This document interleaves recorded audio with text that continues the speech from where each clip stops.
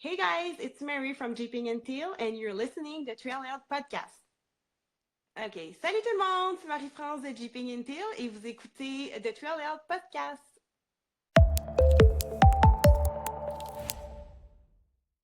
Hello, Trailheads, and welcome to the Trailhead. Before the trails start today, we need to have a short safety meeting. Off-roading is an exhilarating but inherently risky sport.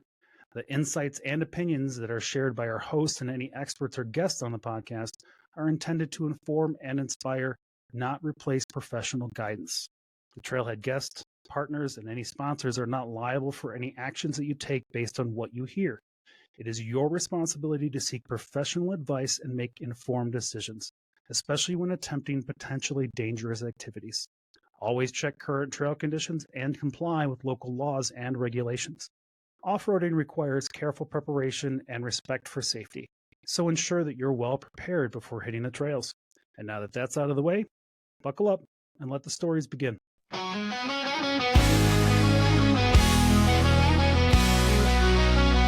it up, let it roar, feel the ground shake. Pedal down, dust flying, no time to waste. The trailhead's calling, and you power on a roll. This is where trails start and stories unfold. On the starlit skies, where the wild things roam. Every trail a journey, every Jeep a home. Meet me at the trailhead, where the wild ones run. The dust kicks high and the day's not done. The road wide open and the dirt in our soul. This is where trails start and our stories unfold.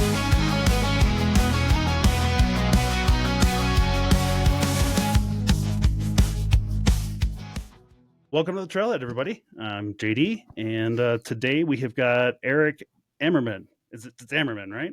Yep, you nailed it. Yeah. All right, cool. I should have asked that before we started recording, but here I am making Well, you poor did it, so recording it doesn't decisions. matter.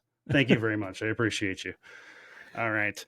Eric's with Tyri Lights. If you've a listener to the show, you know those are the lights I've been running for the last year or so, year and a half, and I'm a huge fan of them. They're for a whole host of reasons, and I'm sure we'll talk all about that as we get through this today. So, but welcome to the show. I appreciate you taking out some time before SEMA, man. Yeah, man, thanks for having me. I'm super excited to be here. Awesome. You getting any sleep as you get ready for all this? Not a lot. Okay. But we're in that zone right now where everything has shipped and or arrived where it needs to be. So we're very close to it being all done. But then there's that like digital stuff that, you know, can be done up until the day of that I've been pushing off because I'm like, I got plenty of time for that. But now it's like a big stack of stuff. And all of a sudden you're like, yeah, I don't have any time for that now. Yeah. So it's been good. I mean, it's been some late nights, but it'll be worth it when we get there. That's awesome. Is this your guys' first SEMA? No, we've been doing SEMA for, I think this is our 7th year at SEMA. Okay. So this is my first year with Tyri doing SEMA and actually planning to this level. I've been involved with SEMA for years doing the vehicle builds and media coverage and stuff like that. Okay. I've never been the one to like, you know, book the electricians, hang the signs, design the signs. I've never done that. Like get in there with the nitty gritty of it. Yeah. Yeah. So it's been a one-man show, and Ken, the owner of Tyri, has been doing a lot of it too, but he did all of it previously. So he was happy to give me a lot of that stuff to do. So happy to offload a little bit of all that responsibility. Yeah. I mean, everything from the graphic design to, you know, ordering the electricians and the, you know, all that stuff for SEMA. It's mind-boggling how much logistics goes into SEMA. And I think I wasn't really clear on all the logistics until this year. And I was like, man, I don't know how these people do it. And I need to start planning in like December for the next year. Yeah. Yeah. There's no downtime for it. As soon as the first one is over, you get a holiday break of some kind, maybe, and that's it. Yeah. January 1, we start again. So. Yeah. It's I'm starting to understand that's how event season works, especially in the off-roading world. So, you kind of get a month off in the middle of winter. King of the Hammers is right around the corner. Yeah. Yeah. You will not be catching me at King of the Hammers. That's as much as I would like to use all of these Tyri lights that I have out there, because that's where you use them, where everyone else does. That's so many people. I've still never been. We go to it. Tyri goes to it every year, but I've still never been to it. Yeah. Really? All right. Well, I feel like we should talk a little about you first, man. Eric, where are you from? Where are you living right now? So I'm in Westchester, Pennsylvania. Right. So it's about 40 minutes west of Philadelphia. So kind of out in farm country, but we've got a nice little college town. So, okay. And it's very deep in the Jeep community. There's 1 million Jeeps in this area. So, well, I think there's a ton of especially the older companies that are out on the East Coast. And started out on the East Coast. Major Jeep retailers. I mean, Quadratec is right here. Turn 5 with Extreme Terrain is right down the street. Big distributors. Turn 14 is here. I mean, it's like the automotive industry. Like people think, it's a lot of Michigan, and it is for the manufacturers, but a lot of the aftermarket is actually in Pennsylvania, New Jersey, New York. A lot of it. So. Yeah. All right. And have you been there your whole life, or is that just kind of recent? I've been within 20 miles of here my whole life. Okay. Suburban Philadelphia, but this is as far west as I've gotten, and I love it. Growing up, I always wanted to live in Westchester. It's a cool town if you've never been here. Unfortunately, it's where Bam Margera is from, but we don't really talk about that much. But it's beautiful farm country and rivers and a lot of hiking and mountain biking and stuff like that. So that's fun. All right. Yeah. Very nice. And then I guess the other big question then is, what are you driving? So I have a 2016 Jeep Wrangler JK. Nice. And it's hydro blue. It's got factory half doors. I actually bought it from Rock Crawler Suspension.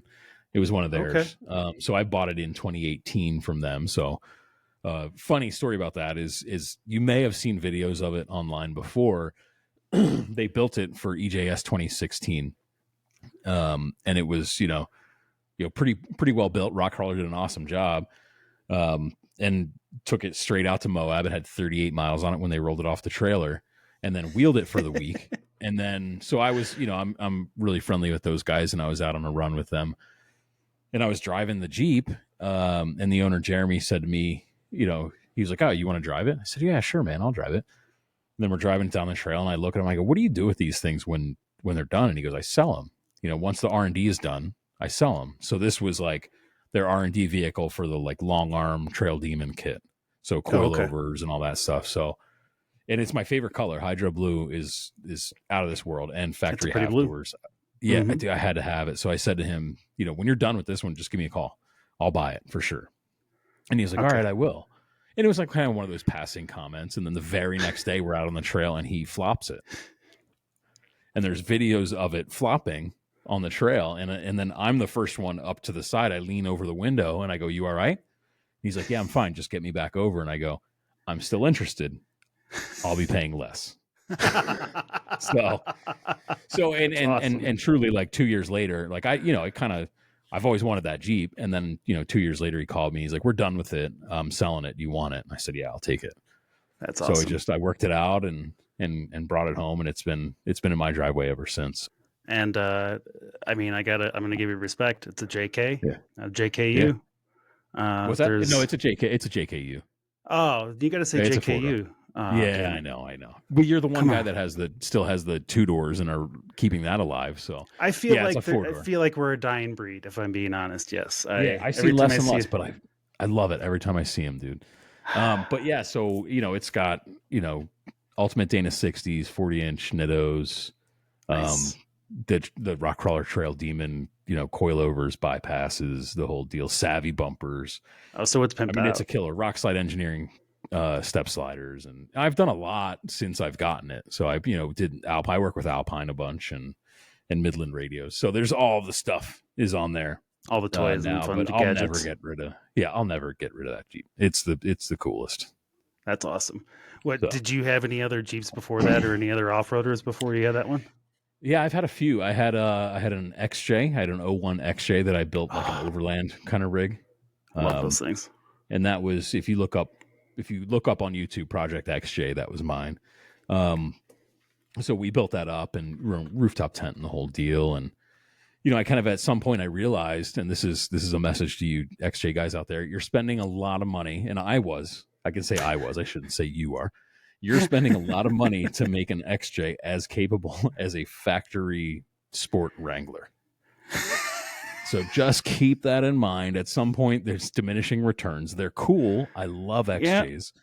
But at one point, I was like, well, I should put a cage in this thing. And then I went, nope, we're done. Yep. And that was where it stopped. So I've had that. I had a 1953 Willys M38, not an M38A1 with the tall hood, but the military Korean War era 24 volt M38. Oh, that's fun. And I've had other stuff here and there. I've, been involved with scrambler stuff with my brother and a lot of Jeeps. So you've been wheeling since wheeling's been wheeling. Yeah, I mean, I grew up. My cousins down in East Tennessee had International Scouts, so they had a bunch of those. So they took us out on the trails in East Tennessee as I was growing up, and I've always wanted one. And when I turned 16, I said to my dad, I saved up my own money. I was ready to go and buy a car, and I was like, I want a Jeep CJ. And we looked at probably a dozen of them, and my dad was just like, nope, they're rust. I mean, we're on the East Coast, we're in the Rust Belt, so they're all just rotten. Even then, in the 90s, So I never got them then. So eventually I got it. So pretty happy with it. Quick sidebar: what do you think about did you see the new electric Scouts? Yeah, I think they're awesome. I think they look cool. I think not mad at them. Super cool. I also grew up with Volkswagens. I ended up with Volkswagen Beetles and Rabbits, and I had a Volkswagen Rabbit truck growing up, or when I was in my early 20s and stuff. So there's a soft spot in my heart for Volkswagens anyway, and now it's a Volkswagen product. But I mean, it's a good looking truck, and I'm not against all electric stuff, but I'm not buying a Cybertruck. I would buy that. No, there's a whole host of reasons why I wouldn't buy it, but the price tag is one, but it's just not capable. But yeah, it's embarrassing is what it's embarrassingly incapable, especially even after you start doing stuff to it. But anyway, I feel like the Scout, I feel kind of like it feels very similar to the Bronco to me in terms of how it's probably going to perform on trails. And I think it'll do just fine. It's probably not for me yet. But I'd still love. My dream 4x4 to own is an old Scout. There you go. So someday I'll get another one. But again, we're on the East Coast. There's none left over here. So I'll have to go to Southern California or Arizona and get one. There it is. Yeah, I grew up in Chicago, and I had a Jeep when we moved out here that I had owned for 15 years in Chicago, and it was so rusted I eventually had to sell it. Yeah, I'm like, this is just not going to be good. Yeah. Yeah, the TJ's had a lot of problems with the frames. Oh yeah, you could have stopped that sentence that had a lot of problems. Yeah, like you could have just.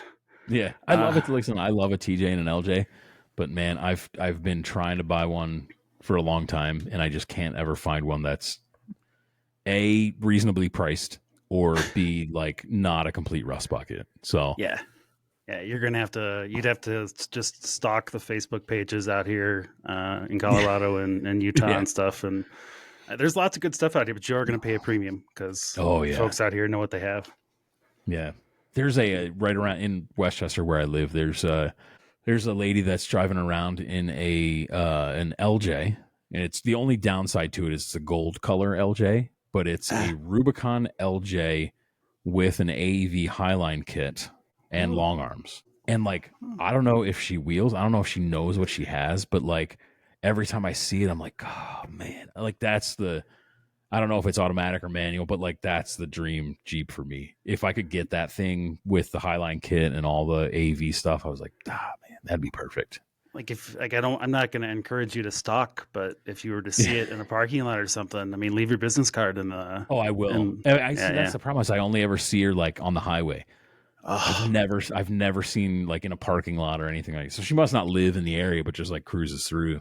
But I've been always like, man, that's the one, dude. Give me that. I mean, it has the AV Pintler beadlocks. Like that's how like era perfect this Jeep is. And I'm like, this is the one, dude. It's the one Jeep I want more than anything. It's probably some of these that got sold and then some little old lady bought it and just been driving it to and from the store. She has no idea what she has. That's the best part. Or maybe she does. Awesome. Maybe that's even cooler. Like if she does know what she has and she's like, I'm super into this. You know what? I should take that back. You're right. There's a lot of women, especially in the sport now, and the only giveaway would be is if the tire sizes were wrong. But if it was all lifted, then with the right tires, No, then maybe she does wheel. they're probably 33s. Okay, So, but but with the Highline kit, I'm like, man, it looks so good. I feel like 33s are decent for wheeling out east for a lot of the stuff. And for an LJ, I mean, they're great. Yeah, 35s are better, but like 33s are solid, and you can daily a 33 easily. I'll never get into a size thing about tires. I get the 35s. That's all. And that is where I shall stay. All right. Well, so how did you end up with or doing SEMA prep for Tyri? Yeah, so I've been in the off-road industry for a little over 14 years now. Right. So and I've heavily involved with Tread Lightly over the years. Nice. And so I don't know, 3 or 4 years ago out in Moab on a Tread Lightly project, I met Ken, the owner, awesome guy, on a work project. And, we got to talking and he was showing me the lights and stuff. And in a previous career, we had already seen the Tyri lights because they're the Mopar Jeep performance parts lights. Okay. Tyri makes them for Jeep. So, I've been very familiar with the lights. I just didn't know who Tyri was or what was going on. I knew Tyri was the one that made them, but just didn't have a lot of background for it. So I met Ken out on the trail and I was like, man, I know those lights. And, we talked for a little bit and, we just became friends out on the trails. And I think that's how most of the connections in the off-road industry happen is on the trails. It's not at trade shows. It's not at business meetings, but it's literally out on the trails or, in the bar after trails and stuff like that. So, Ken and I got to talking and, through a series of unfortunate events, I wasn't at the company I was at for 13 years. And right before EJS this year, 2024, through 2 weeks before, Ken sent me a text message. He said, "Are you still looking?" I said, "Yeah." And he goes, "Send me your resume." Nice. All right. So I sent the resume and then he called me and he's like, "Hey, we need to talk at Easter Jeep." And so we had some conversations and we talked and we went wheeling and I showed up with a competitor's lights and he said, "I can't let you do that." And he literally swapped out the lights onto my Jeep in the parking lot of one of the Outlaw Jeep in Moab. And he's like, "All right, now you're better off." So, and this past year I was guiding some industry rides this year. So I paid for my trip to Moab this year. I've been going for over a decade, but this year I paid for it by doing some guiding, and a lot of them were night runs. So nice. Halfway through the week, I changed over to the Tyri lights, and I was like, man, I get it now. So there you go.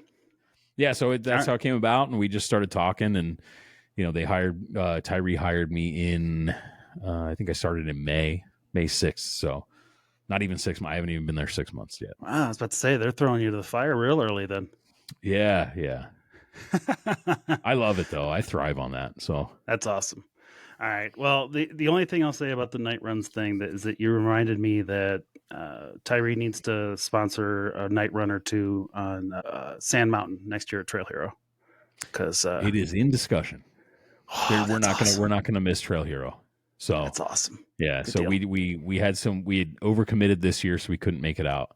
We had some conflicting events, but we're going to clear it for next year and sponsor some night runs. And we were awesome. Well represented there this year. Not only you, but like we had a lot of other Scott and Ashley from Adventure Further were out there. Oh, and some people with far better Instagram followings than I. Yes, 100%. So they, we're represented out there, and we'll be there next year for sure.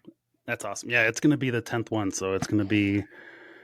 I'm sure it's going to be a thing. Yeah.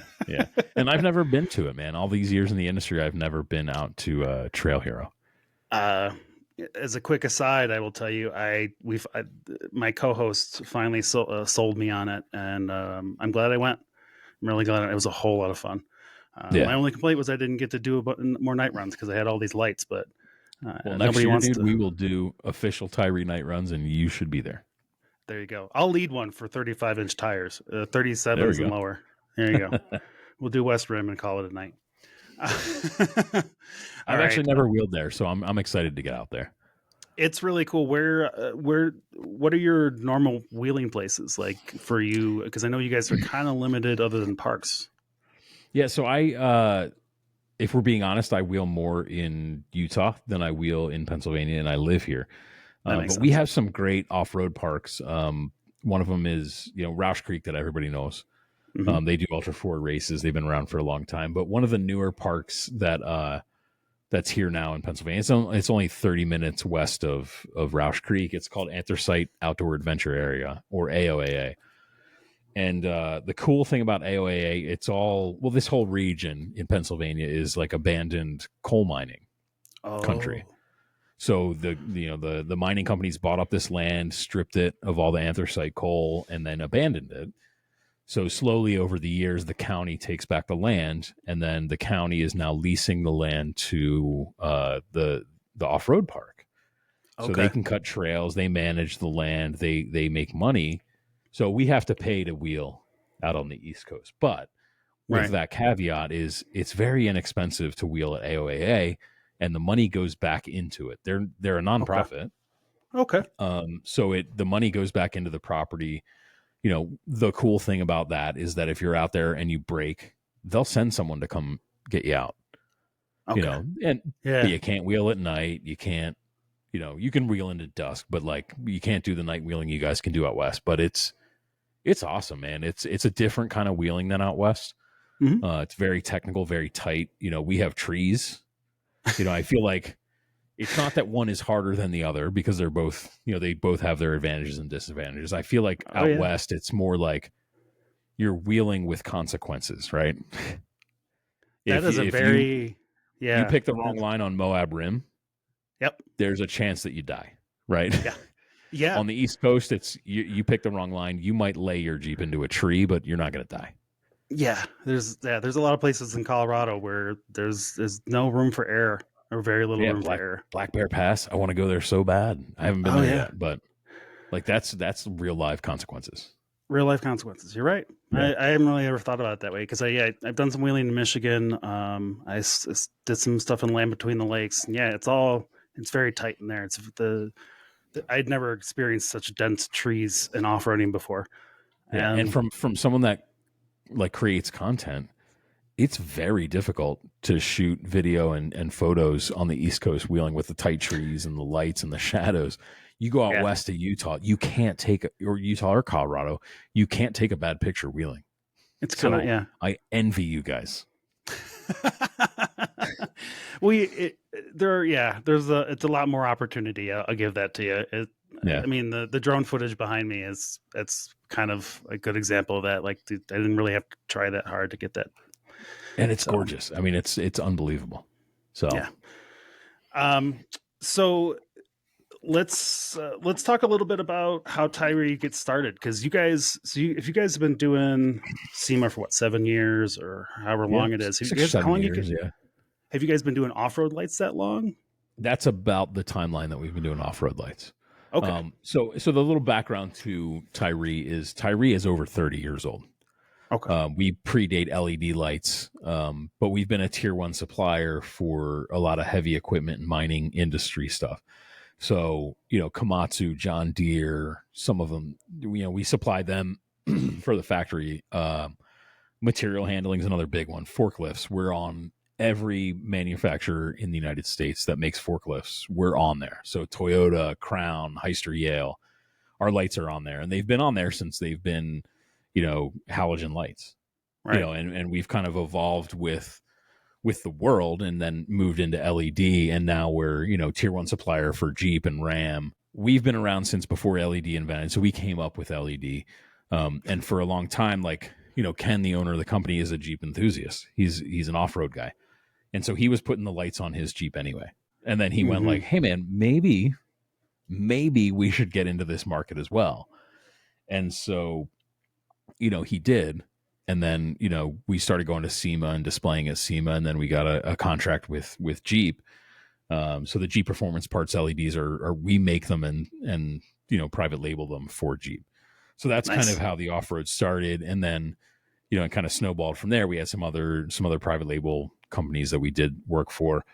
And then Ken just went like, well, we just need to do this as a brand, and sell to the aftermarket directly. So So that kind of started snowballing from there, and that's why I came on. I've got a lot of history in the aftermarket, so I can kind of help push that brand into the next stage of things. So that's where we're at now. I mean, yeah, and part of the reason why I wanted to have you guys on is because I know there's a lot of times where people like Ty what? And it's like Tyri Lights, Right. and then you talk about it a little bit, and then they're like, okay, and then you talk to them again a few months later, like now I see them everywhere where I'm going out.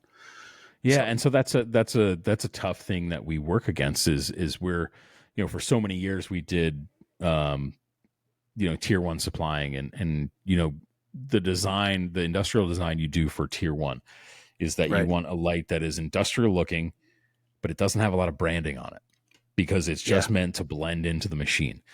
Right. And so then, we're stepping out into, we need to get our brand out there. We need to make sure. So like you'll see a lot of the new stuff we have has a signature look, and then it has branding on it going forward because, again, like you said, you tell people, they're Tyri Lights, and they go, who's Tyri? And then you show it to them, and they go, I've seen these lights. A lot of people run these lights. And then you're like, yeah, that's an obstacle we have, and we're working past it. And like, stuff like this helps.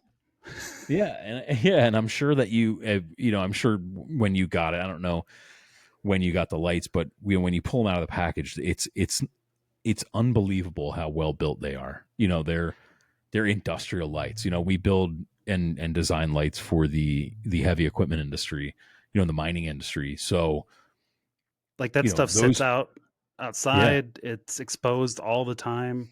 All the time. It runs for 24 hours a day. Like they just switch operators, and then those guys keep running. And if those lights fail, that's costing a mining operation, which could be hundreds of thousands of dollars a day.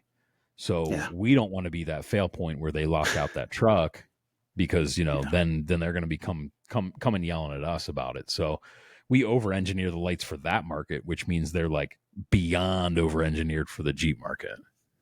Yeah. When I got and I got about a year and a half ago or so, I want to say it was ironically right before my Jeep went into the 6 to 8 month repair nightmare that all of our listeners are aware of. But I was like, I'd had some, I won't say the name of the different lights, but some of them were from Amazon, and I kind of just went wholesale, replaced everything with the Tyri stuff. But I had the 1010 lights, which are the big 4.5 inch or 4 1/4 inch ones. Yeah. The boxes alone were hefty, and you're like, oh, that can't be, it's got to be the box, right? And you take it out and you're like, no, it's just a solid chunk of metal. Like that's how it felt to me when I grabbed it. Yeah. I mean, they're aluminum. I've got one right behind me here, and it's a significant light, and you can see how much of it is heat sink, compared to everything. And one thing that really sets us apart is we have vibration dampening and isolation on our lights. And I'm sure you saw those on the 1010s. And the reason we have that is because, initially these lights were designed for heavy equipment. And some of that heavy equipment doesn't actually move and doesn't have a suspension, right? So you've got machine vibrations, and then, or if they are, a lot of them are moving on tracks, and it shakes the crap out of these lights. And then they're prone to failure at that point because it's you're breaking solder connections, you're messing up the diode. So we have to build the suspension into the light, which means for a Jeep or an off-road vehicle that has suspension, and then you put the light has its own suspension, I mean, it's going to outlast the vehicle straight up. No doubt it will outlast the vehicle. Yeah. I mean, I get that feeling from it. And when you pick it up and you look at it and it's got just a little shock mounts on it, you're just like, well, that makes way more sense than it should. Like, I don't understand why that hasn't been done before. It's just one of those things. I know how much I shake in the vehicle. I can only imagine. And I know how much those lights shake. Yeah. And you think about it, you're putting them out in front of the axles, where it's amplifying the vibration because of where it sits. Yeah. So, and like I said, we've got, the heat sinks are massive on our lights, and that's by design. It's not just by luck. Some of the equipment we've designed these for don't actually move, or they move 2.5 miles an hour.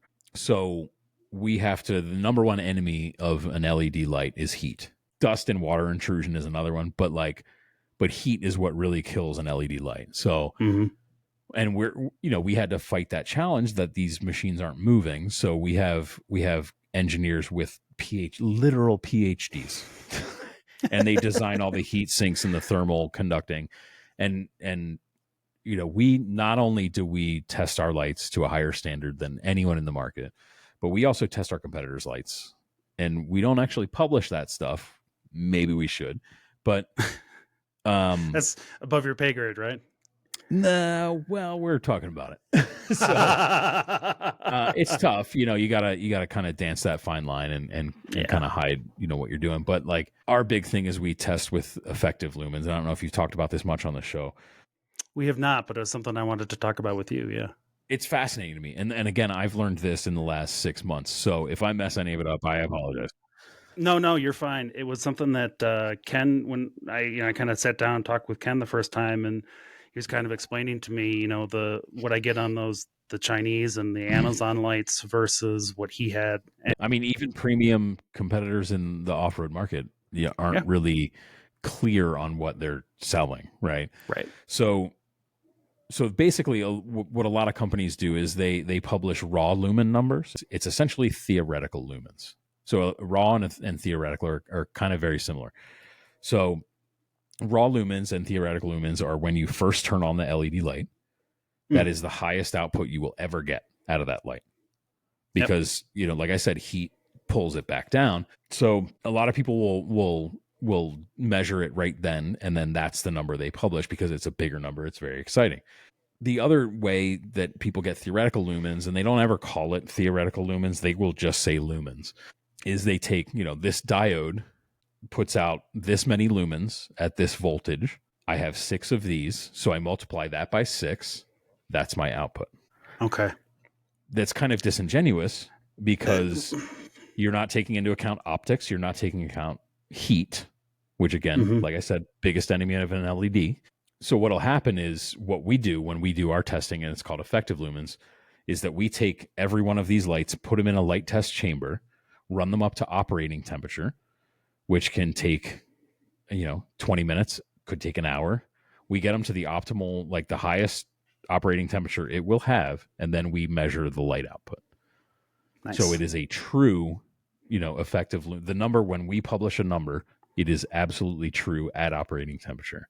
It's what you're going to get when you've been running it for an hour out on the trail at 1 o'clock in the morning.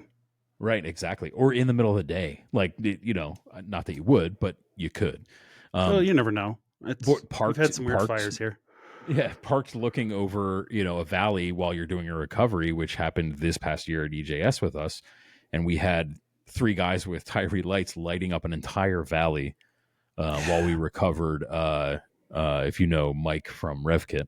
Oh, yeah, I know Mike. His he blew the oil pan on his, we had to recover him at night. So, so the thing is, like, our target is 3 to 5% loss from initial fire to operating temperature.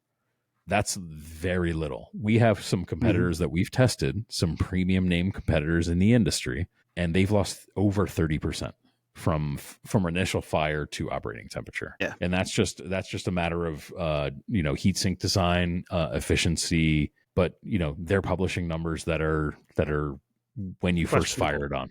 Yeah. Yeah.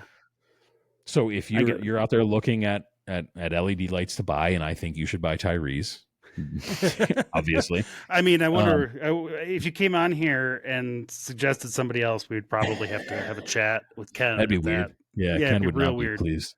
But ask them what their effective lumen rating is. And there are a few of our competitors that actually have started in the last year publishing their effective lumen numbers. And I love that. I wish that more companies would do that. Even if they're the ones testing it.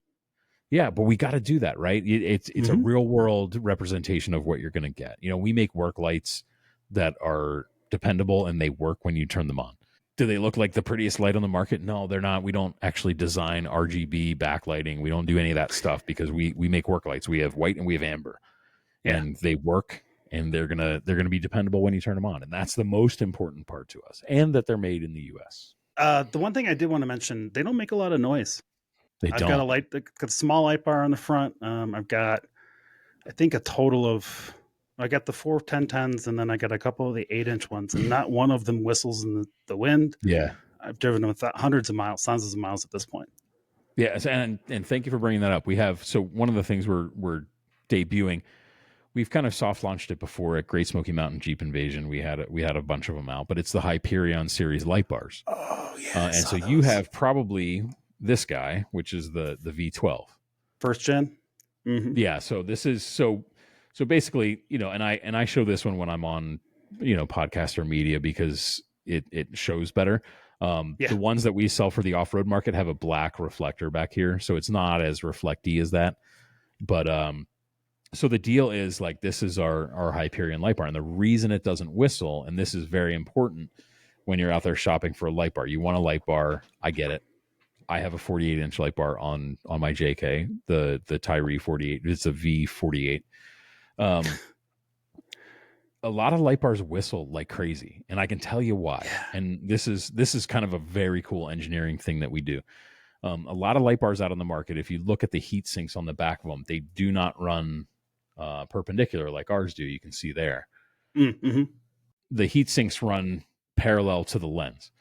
And basically what happens is they have a heat sink that doesn't really do anything when there's moving air over it, because it just blows across like you're blowing across the top of a beer bottle.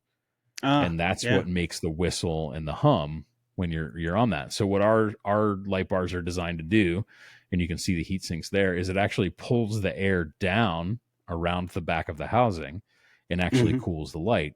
Again, because we have engineers and dudes that are way smarter than me that have figured out that that's the real way to do that. And if you look at any of our, you know, the 1010s or any of our lights, the heat sinks run perpendicular to the lens. It's the only way that it works. So if you have one that's running parallel to the lens, it's not cooling like you think it is, and that's what causes the whistle. So that makes sense. So the whistle, we didn't go out there looking to solve the whistle problem. We went out there to solve the cooling problem, and then by happenstance, that also solved the whistling. I long looked to, you know, back in the day when NASA and the space program led to so many changes in technology, and that's one of the things I like about the fact that Tyri kind of came from an industrial background, right? Like it's taking what you learned doing that kind of heavy duty equipment for multi-million-dollar companies, and then taking that and packaging it into something that a regular off-roader can use and know is going to just last. Yeah. And competitively priced, by the way. Yeah. You know, we're not so wildly out of control with our pricing.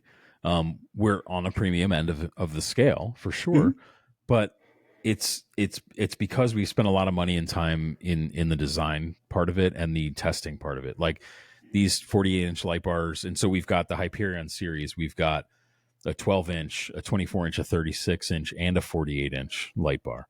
So we've been testing them. They click together, folks. Like you just kind of put them together and then you mount them up. It's kind of cool. Yeah, and we've been testing them for over a year. We didn't just release them immediately. Go like, hey, we designed this thing. Here it is. You know, we put them on Jeeps that are out there wheeling. Like I said, Adventure Further has been a huge partner for us on that. That's awesome. Scott and Ashley beat the crap out of their vehicles.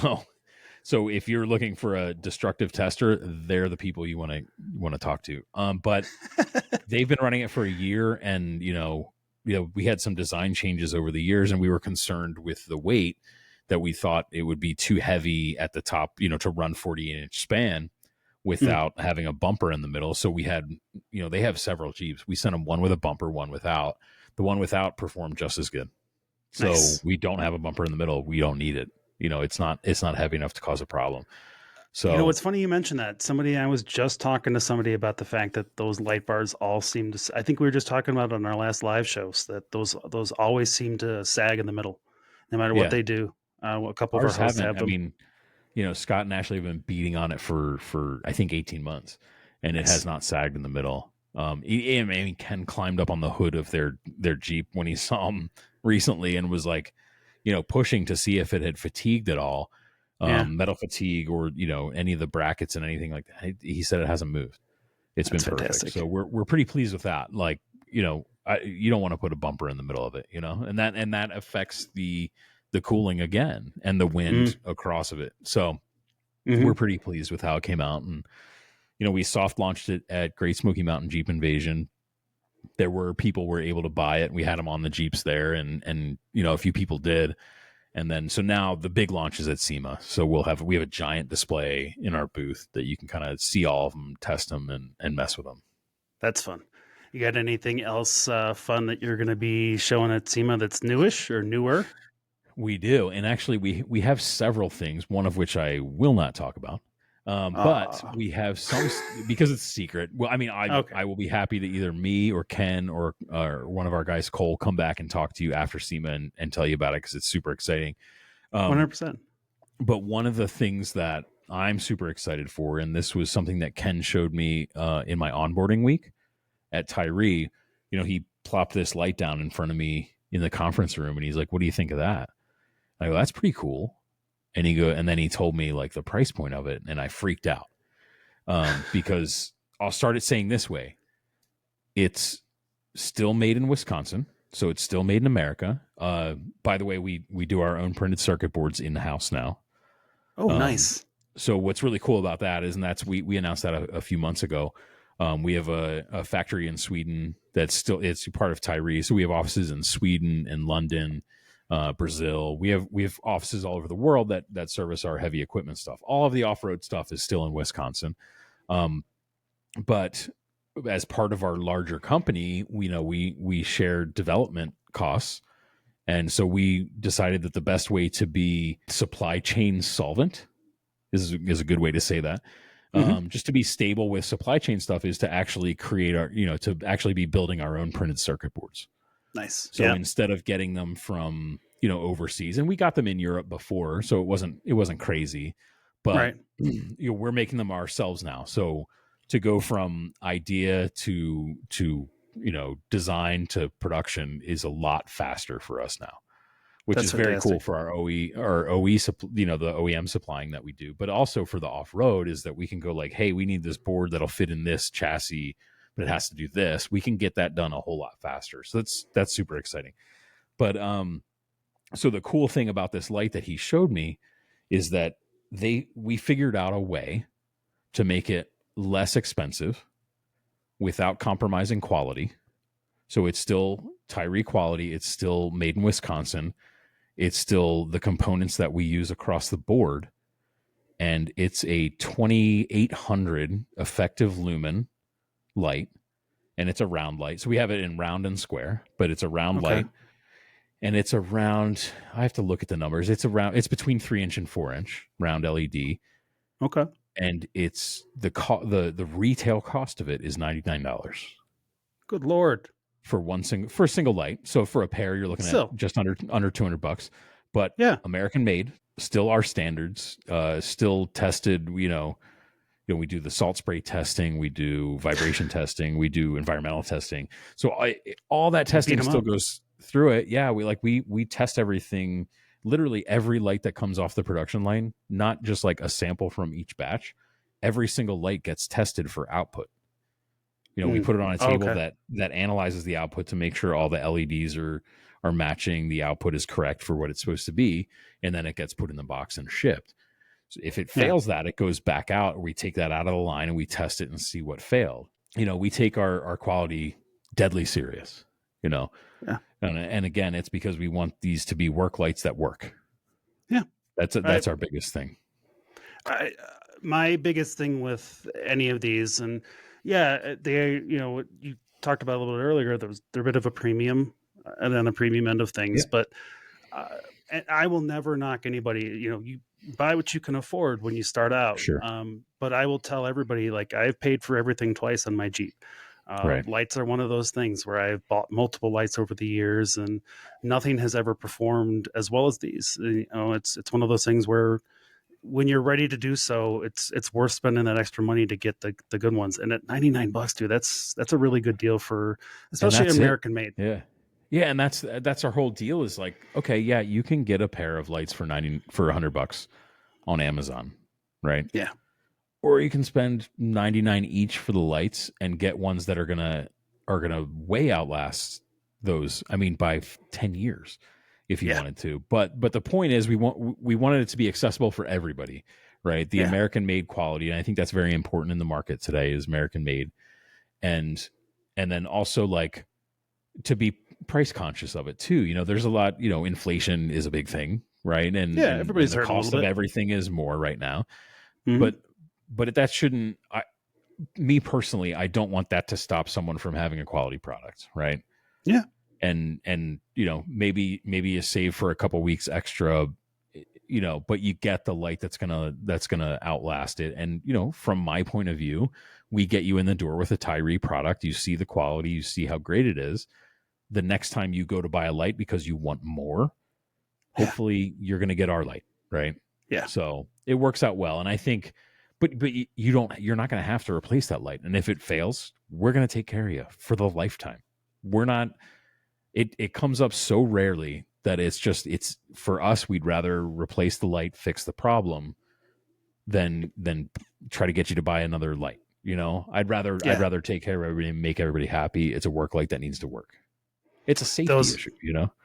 Yeah, 100%. That's, I think when I started doing this, and one of the things that I told Ken when he was kind of asking what my intentions were with it, I'm like, one of my favorite trails in Colorado is Argentine Pass, and it goes up to 13,500 feet, and I want to be able to go up there at night and come down at night and not worry about it. And these are the kind of lights that I can do it with. I showed you, we should show this video that I took earlier here.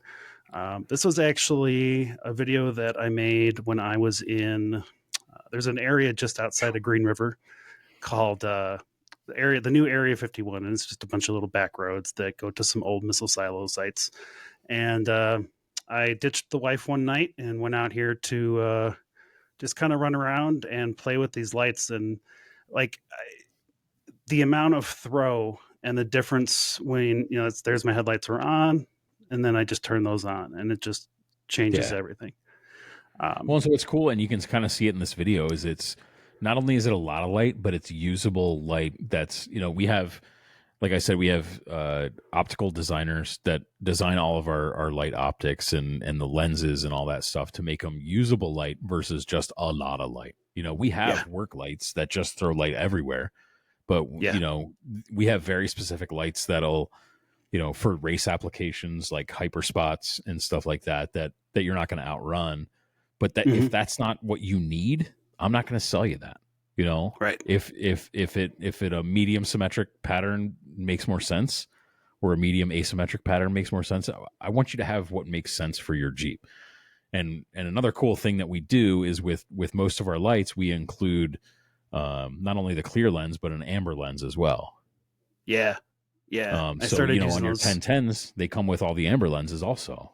We're not trying to sell you another lens kit. Or a snap-on lens, God forbid, because they melt down with how much power we put out. But yeah, we'd rather you have all the things and all the tools that you need for the right lighting application right out of the gate than to make, again, an additional $11 sale or $20 sale or whatever it is. We just want to give you what you need. So our light bars all come with the lenses to change it over to amber too. So you can change them all over. You can change 2. You can change 1. You can do whatever you want, but we give it all to you up front. There's no we don't want you to leave that purchase wanting anything else. You've got everything you need. If you need to swap something out, we'll definitely take care of you. We have all the lens kits as a separate part number, but I don't want you to have to do that right out of the gate. What I'm doing on my JK is I'm going to run the 48-inch light bar with ambers on the outside and then white on the middle and switch them independently.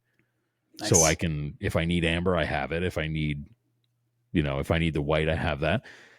It is worth noting that 48-inch light bar is 17,200 lumens, which is just daylight bright. Yeah, seriously, it's just a lot of light. I'm having a hard time even comprehending that. And I have a bunch of 1010 lights on mine. Yeah. If you do the math, it starts getting insane about some of the lighting we have, but it's not always about power, right? Right. Power is very cool with lights and stuff like that, but we have a whole line of diffused lighting, which is killer. And if you've ever messed with diffused lighting, it puts out less output, so the numbers don't look as cool, but Right. it's such a usable pattern. It's fully diffused. So I have them as on my JK, I have them as ditch lights and rock lights. There you go. Yep. And I'm waiting for my the Gatekeeper Off-Road knuckle brackets so I can have them as forward facing as well. There you go. But what's cool about diffuse lighting, it doesn't hotspot in the middle. It's almost a 180 degree pattern from the lens. So it's throwing light super wide, not super far, but it's very usable light that doesn't cause eye fatigue because it doesn't have those little spots in the middle of it that you see in a lot of work lights. Yeah. I did that with mine too. I had the diffused ditch lights, and it makes a hell of a difference. Like I have rock lights for the color. Those are fun. Those are the cheap Amazon ones that will burn out after a year or two. But the actual functional rock lights, those are the Tyri ones. Yeah. And by the way, if you do any kind of night wheeling at all, it's worth looking at the Gatekeeper Off-Road knuckle mounts. I've been stalking them a little bit. They are cool, and we'll talk later. You might know a website that you could buy those on very soon. Excellent news. All right, sounds good. And you've been talking a lot about the amber lights, and I've become a bit of an evangelist on this subject, partially because Ken sold me on it. If you're here in Colorado, for instance, and you're trying to travel down the road and you flip on your bright white lights against that bright white snow that's coming down, all you're going to get is all of it reflected right back in your face. Yeah. And I'm big on the amber for fog, amber and yellow for fog lights. I grew up in did some road racing and stuff like that in European cars, and yellow fog lights are very big in European cars as well. So I came into this knowing all about yellow fog lights, and I've run yellow fog lights before and amber fog lights. So then, and I never thought about it with the off-road, and I don't know why that never occurred to me. I didn't put it together, but I put the amber lenses on my 1010s that I left EJS with this year. And, I was beyond the snow time, but like heavy rain, so I put my Jeep on Easter Sunday in Moab, Utah. I put my Jeep on a trailer with Greg Henderson, and we towed it with Path Killer. So another 2016 JK with a supercharger, my giant monster truck on the trailer, and towed it directly one shot all the way from Moab to Chicago. Oh, but switching drivers, we got some sleep and stuff like that. That's more than 24 hours of driving. Yeah. And then Greg took a left and went up further into Michigan, and I said, well, I'll just hop out here. So we unloaded my Jeep in Chicago. I got behind the wheel, and I was like, well, I got to get home and see my family. So I just drove straight through from Chicago all the way back to Philadelphia in pouring rain. And I had the white fogs. I had the white 1010s on there now. At that point, I stopped halfway through my trip, pulled into a gas station where it wasn't raining, swapped them over to the ambers, just because I was like, I was getting super bad eye fatigue from all the rain. Yeah. Swapped them to the ambers, and then it made it so much better. So yeah, and snow, it's unreal. And dust, even dusty trails. If you're out front on a dusty trail ride, you can get away with whites. But if you have ambers and you're further back, you'll be fine also.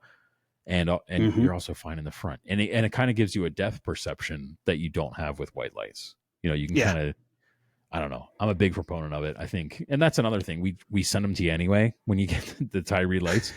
Give it a try. They are kind of forced on you as you better try them. Like you may as well. You got them for free. So yeah, and that's I think Ken's philosophy on including them is to go I can't tell you enough times that they're better. You just have to try it. And here they are. Just try it. And if you don't use them, just keep them in your toolbox. But anyone that uses them as fog lights or inclement weather stuff, they come around.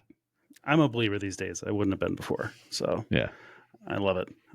Awesome. All right. Well, so anything else? Did we hit all of the new stuff that you're going to have at SEMA other than the one thing that you won't tell me about? Yeah. Yeah. We actually have another, we have, and it's not new. We've had it for a little while, but it's kind of newer to the off-road industry or to the our off-road offerings. And it's called it's the 1010 chassis, but it's called the Intelli Light. And you'll probably be super interested in this. I don't know how much you've looked into it, but so our Intelli I've Light seen is them a 10. on your commercial versions. Yeah. So we brought them to the off-road market, and what it is, it's a 1010 chassis, so the same 4.25 inch housing, and it's got 3 LEDs that are amber and 3 LEDs that are white, and included in the housing is a wireless mesh network. So if you're paying attention closely, it's not, you don't have a third lead to run the amber and the white. So if you have a 2-pin Deutsch connector light on your cowl or anywhere on your Jeep, and you want to switch to the 1010 Intelli Light and have that dual color functionality, you're not rewiring anything. I can just unsnap everything I can do. So you unplug it and you mount it and you plug it back in, and then you set up the wireless mesh network on your phone. We also offer a remote if you'd rather have it as a remote. But you set up the network, you can gang them as many as you want altogether. And I mean, when I say as many as you want, we have machines in the agricultural industry that run 27 of those Intelli Lights on their machines. And they're harvesters, so they've got big, long booms and stuff like that. Yeah. And they do zone lighting, but you can map it out. You can group them. You can ungroup them. And in the app, you can fade them from 0 to 2,900 lumens or e-lumens. And then you can change color temperature. And we have preset color temperatures. We might be able to change it to fade it a little bit more, but like we have the main ones that you'd need. Like we make it close enough that you're not going to be wanting something else, right? Nice. But you can go on say you're on a trail ride and you're the one up front and you're leading and you want white light, you can go full output white light. And then maybe you get back in the middle of the pack and you're like, I can't see anything because all this dust. You can just go on the app and change it, and now you're full amber or a mix in between. They're incredible. That's really cool. So, and they're, I just looked it up. I think it's roughly about 380 a piece, but it's taking the place of 2 lights, right? Yeah. You can switch it on the fly. It doesn't take you any more time. And, you're a guy that's very familiar with computers and stuff like that. It's a wireless mesh network. It's super secure. No one's going to, your buddies aren't logging in to mess with your lights. It would take a lot to do that. It's also not the cheap, the cheap light systems that come with the Bluetooth that may or may not connect when you try to get to it. I mean, as much as I love my headlights, the Bluetooth connection to them is terrible. And it's not the same thing with the mesh network. And what's cool is it latches to where you have it last too, right? So I have a switch panel in my JK above my mirror. So if I put it to full amber and then I turn that switch off, when I go back to turn it back on, it's on full amber.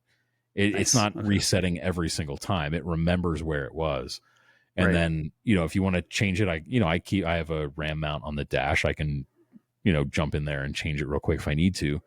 But, the chances of it failing, I've never had it not connect, and I've been running it for a while. So it's a cool light.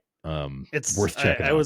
I always thought the Intelli Lights were cool, and I was wondering when it felt like it was going to be a natural thing for you guys to put it into the off-road version. Yeah, it's good to know. The tough part about it is explaining. It's a marketing challenge to explain why they need a light that technically, if you look at it on paper, is less output than it's the same frame, right? In our light that we sell, it's less output, but the reason behind that is because it's more adaptable. And I have them up on my cowl, and I've never wanted for more light from those areas. Yeah, I think sometimes people get caught up in the numbers game, but I also think that there's plenty of people out there like me with the 2.5 inch lifts and the 35 inch tires that are in that middle of the road, and they understand that, I don't necessarily need the most amount of brightness. But I need something that's more adaptable for me, especially because of the way I wheel what I do. And that's industry wide. That's a thing that people should be considering is like, yes, dude, 42s would be super cool. But like not everyone needs 42s, right? And I don't need 42 inch stickies. I don't need that. Yeah. And that's coming from a guy that has 40s. Like I get it. Like I'm kind of sorry, but you know what I mean? No, that's the kind of wheeling that I do. 40s work perfectly for me. I think more people who run 40s need to be saying that. Yeah. But it's not for everybody. You know what I mean? Right. Like I've got friends that I wheel with, and by the way, when I wheel in the East Coast, the 40s are nice. They're great. But like Sure. I wheel with dudes on 37s that keep up with me no problem. And Yeah. it's just fine, or 35s even. It's all about line choice and knowing your equipment, and also knowing what you're going to use it for, because not everybody needs 40-inch tires or 42-inch tires. Right. I'm a back roads guy. Like I'm a back roads, fire roads, mild off roads. Typically not doing a lot of the rock crawling. But and the adventure further guys, they're out there beating it up. Yeah, and you know how expensive 42s are? Oh man. Yeah. 40s are expensive, but 42s, they get wild. So I'm happy to just stay where I'm at. I know what I need it for. And actually, I kind of long for the days when I had, 32.5-inch tires on my XJ, and I had to pick the right line, and I had to work for it. You're not the first person to say that. Mm-hmm.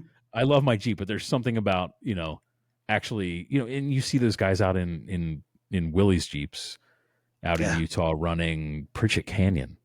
Like, dude, that's the coolest. I want to get back to that.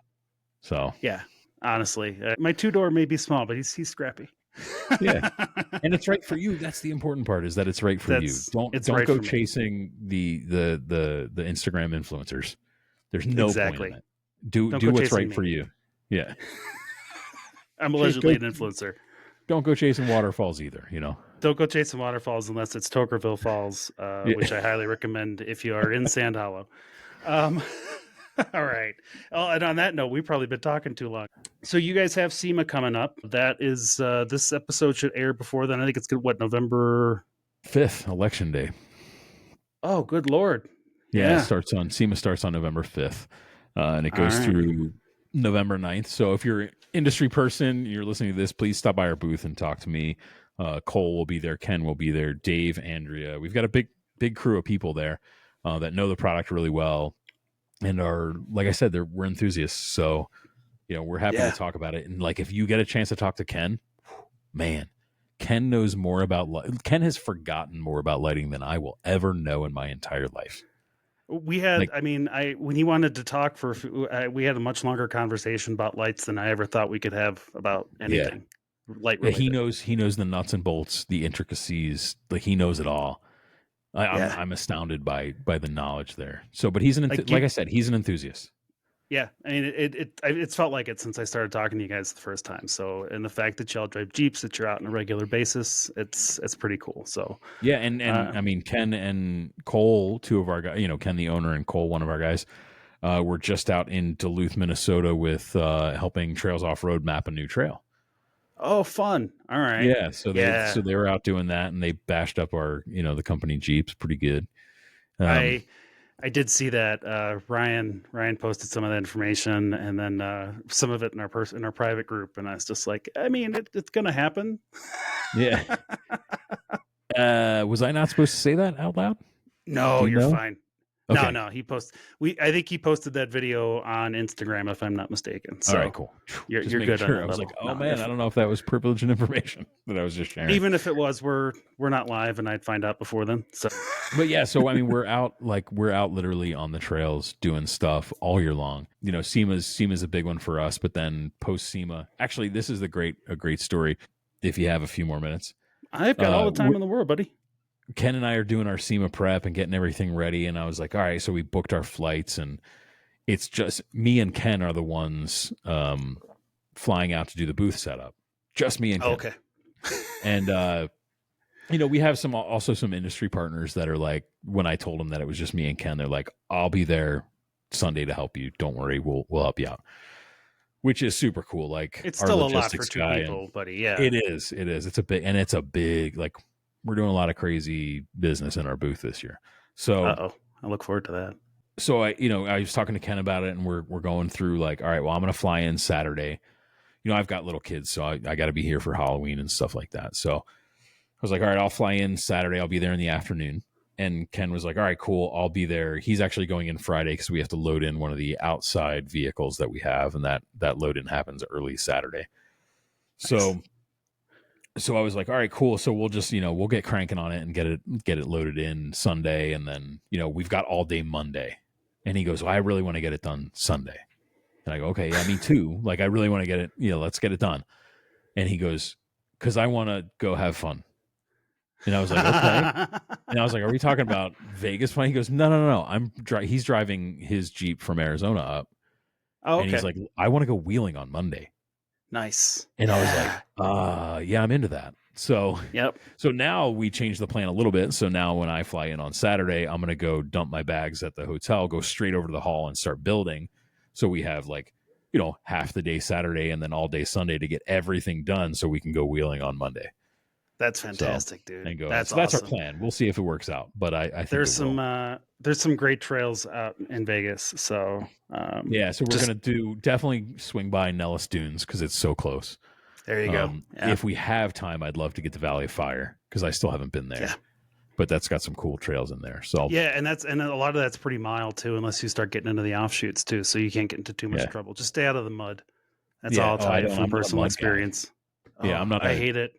I drive around mud, and I'm in again Pennsylvania, so we're mud crazy over here. Mud prone, if you will. Yeah. Oh my god, it's brutal. So and again, the off-road parks that we go to are reclaimed mines with anthracite coal, which is like very fine. It gets in your U joints. It gets in your wheel bearings. It tears everything up. So I'll go wheeling with dudes that are just like full send into a big, puddle. And I'm like, dude, how long are you going to spend repacking axles? Like, don't wheel bearings. Like, don't do that, man. Like, I go around them all. I'm like, I try to come out of the woods as clean as I went in. I know I get a lot of crap for that. If I'm the same way, I'll drive through in order to stay on trail. I'll drive through puddles, but if I don't have to, man, I avoid it. I don't want to clean it. I don't want to. And I've been through that phase of my life where I feel like I tore butt through puddles, and I'm just like, it's not fun to clean up. I did it. It's not worth the wear and tear. One time I did it in my current Jeep because we were there and it was dead of winter, and the giant puddle that I went through, it was up over my axles, but there was a 2-inch layer of ice at the top. So I wanted to do ice breaking. So I was like, I've never done that before. So I just, 4 low down into first and just hammered it through. And it's a cool video. Like, I did it for video, obviously. We all make stupid decisions for video. Yeah. I mean, it's throwing chunks of ice that are 18 inches long, like throwing them everywhere. And I'll find it and send it to you. It's cool, but like, I spent a lot of time cleaning that Jeep up and maintaining. And that's the issue, is the maintenance part of it, not the just cleaning mud off the body. It's now you're getting into the, into the your steering knuckles and clearing all that out, and making sure you're not grinding anthracite coal dust into your wear. I mean, that's items. the thing is penetrating oil isn't the only thing that could penetrate the joints and stuff on your vehicle. It's the mud, like in the mud in Vegas, is that when it gets wet, it's that real fine silty clay. It's like the stuff you used in high school, and it gets into everything. Yeah, not interested in that. I mean, there's still dust and dirt in my Jeep from Moab this past year that I can't get. You can't ever. Moab and the stuff out in Utah, all that red rock dust gets in everything and will never come out. Yeah. Yep. There's plenty of sand hollow dust in there, and I had my doors on and my top on for this trip. And I can only imagine the people doing, ripping through the dunes out there with the soft tops and the Sunriders. Oh yeah. Yeah, I mean, I this past year at EJS, I had, I have the Mopar hafters, so I had the upper doors off, and the top, I left the deck on, so I had some sun coverage, but like all the side panels and everything were out. And, I mean, it's filled with it. Yeah, I really wanted to do that this year for Trail Hero, but it was triple-digit temperatures every day, so I decided to leave my top on. I heard that it was really hot this year. I was talking to, Matt from Modern Off-Road and Brian, Beatrice, JKU, and they were just like texting me throughout the week going like, this is brutal. It's so hot right now. And those are guys that live out there, like in that climate, and they were like, this is terrible. I know. I finally got a chance to meet Brian in person, and I'm just like, this is what you wanted me to come out here for? Like, this is ridiculous, dude. So and Brian will actually be helping out at our booth at SEMA. He's going to come in really? Partway through the week, and he's He's going to help us out. Yeah, we've been working with him on some lights, and at Smoky Mountain, Awesome. he was standing in our booth when we got swamped, and he just started selling lights, dude. It was awesome. That's awesome. He's a really cool guy. I like him. That's Yeah. cool. All right, well, tell him I said hi when you see him, man. I will, for sure. I'm guessing he's going to be traveling and will not join us to guest host on Friday's show. Well, he might. He's not coming. He's not coming until midweek. Okay. Of SEMA. Well, then, so yeah, I think he's home until Tuesday or Wednesday. So maybe I'll try to rope him in to see if he wants to do that before he leaves town. yeah. All right. Well, let's. I feel like I've definitely taken up enough of your time, and I have a Vegas story that I want to tell you off the air because I can't tell it nice. on the air. Oh yeah, this is one of those ones that I will tell everybody off the air, but I will never record it. And I'm sorry, this is not even going on our Patreon. Nothing. For legal reasons. Yeah, I think it's maybe 5 or 7 years. I got to find out what the statute of limitations is. All right. So again, Eric, thank you very much for joining us tonight. I talked about Tyri before. They've got a new website just for off-road. So it's tyrioffroad.com. I know I'm a bit of a fanboy here, and I'm sure I've lost all objectiveness. I've never claimed us to have any objectivity, so I don't really think I'm violating any kind of a journalistic standard. But I really love the lights, man. They've done. I live in Colorado, man. Like, it's a different kind of dark here that I'm just not used to before, and it's a lot easier to get around and not worry about whether or not I'm going to get home too late and be able to see. So we appreciate the opportunity to get nerdy about lights and stuff like that. So we appreciate it. And if you go to our website, we do have a deal. If you sign up for our newsletter and you're a first time customer, you do get 10% off. So that is awesome. going all the time. And if you want, we can definitely put together a discount code for your show if you'd like. I would love to do that for everybody. Why don't we do that? We'll do 15% off your purchase. Trailhead 15. How about that? That works. All right. Trailhead 15, guys. That's your code for 15% off. Yeah, that's TyriOffroad.com. You put that in at checkout and you'll get 15% off your whole order. That's fantastic, man. Thank you very much. Yeah. Check out Tyri and check him out at SEMA. If you don't get a chance to check him out there, it sounds like you're going to get a chance to see Tyri at a lot of events coming up next year. And I'm holding you guys to the Trail Hero. Yeah, next year is we're going to be at some great events. Starting at, we'll be at Winter 4 Fest in Michigan. If you're out there, we'll be at, there's another one and I can't think of where it's in Michigan. Also, I'll get back to you on that. Okay. It's like the weekend after 4 Fest. Then we'll have King of the Hammers. We'll be EJS. We're going to be a lot of places this year. We'll be at a lot of cool stuff this year. So, come out and say hi. We've got a brand new, I redesigned our tent. So we've got a cool new tent to show off. Really cool. But yeah, come out and see us and talk to me or Cole or Ken if he's there and just, feel the lights. They're, again, made in Wisconsin. They're super burly. Yeah. You'll be happy with them. So come see them. Check them out in person. It makes a huge difference. And check them out. If you haven't been watching this, just check them out. If you check them out in person or check them out online, you probably have seen them before. So yeah. Awesome, Eric. Well, thank you very much. We appreciate you coming on the show, and you guys are welcome anytime, man. Appreciate it. Yeah, well, I'll see if we can get Ken or Cole to come here and get really into the nitty gritty of the technical details. Look, I am 100% fine. I'm ready to talk about angles and how to harness light in a certain direction. Like I'm here for all of it. Sweet. Well, thanks awesome. Again for having us. Thanks, Eric. All right, and thanks for listening, guys. We'll see you next time at the Trailhead.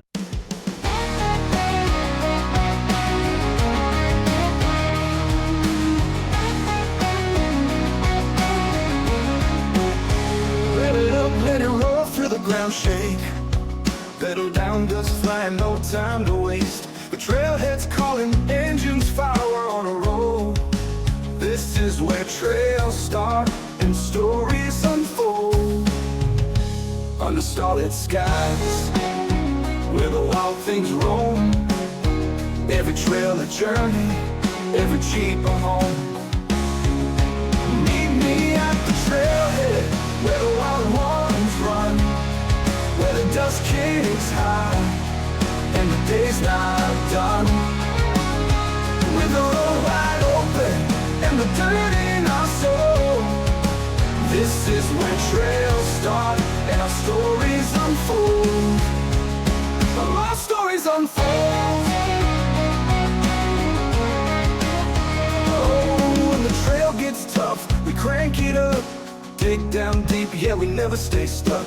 Jeeps on the ridge, friends by our side.